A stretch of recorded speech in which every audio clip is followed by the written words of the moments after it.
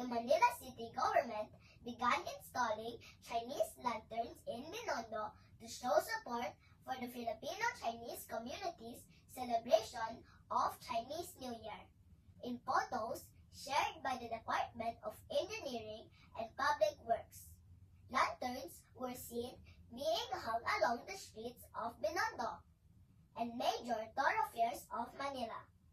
This initiative is a show of support and solidarity from the city with our Chinese community, while continuing to highlight culture, tradition, and unity in Manila.